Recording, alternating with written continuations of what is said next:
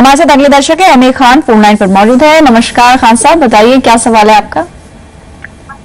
मेरा सवाल है कि अगर ज्वाइंट इन्वेस्टमेंट होगी, ज्वाइंट फिक्स्ड डिपॉजिट होगा बैंक में, तो इनकम टैक्स पर्पज के लिए दोनों में डिवाइड होगा या इनकम इंटरेस्ट इनकम या नहीं होगा? ठीक है, बट आप फिक्स डिपॉजिट्स की बात कर रहे हैं या फिर जॉइंट अकाउंट्स भी आपने खोले हुए हैं? ज्वाइंट अकाउंट है फिक्स्ड डिपॉजिट बैंक के नाम पर। ऑलराइट, और जैसा आपने बताया था ये दो अकाउंट्स की आप बात करें, दो तरह इन्वेस्टमेंट, एक आपका बच्चों के साथ है और आपकी वाइफ को जो अमाउंट मिला है वो भी उन्होंने अपने बच्चों के साथ इन्वेस्ट किया है।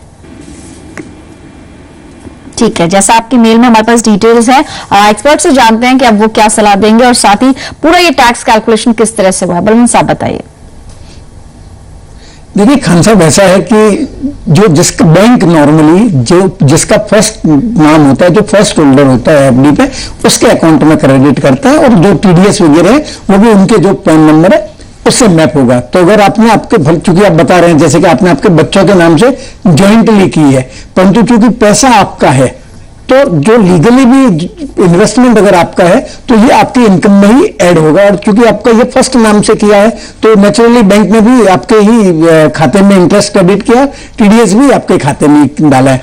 अगर आप चाहते हैं कि आपकी इनकम टैक्स लाइबिलिटी इतनी ज्यादा नहीं हो तो आपके पास एक ऑप्शन है कि आपके पास जो पैसा है उसमें से आप थोड़ा पैसा गिफ्ट कर दीजिए आपके बच्चों को, और वो जो एफडी है वो बच्चों के नाम से कर दीजिए, बच्चों का नाम पहला रहने दीजिए, तो वो उन बच्चों की इनकम गिनी जाएगी। परंतु एक बात मैं खान साहब बता दूंगा कि आप बताना चाहूंगा कि आप अगर एक बार गिफ्ट दे दिए तो वो जो पैसा है वो आपके बच्चों का हो जाएगा, उस पर फिर आपका हक नहीं रहेगा। तो ये डिसीजन लेने के पहले आप सोच लीजिए।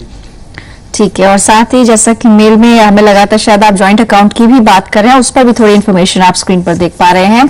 अगले दर्शक हैं रमेश, उनका सवाल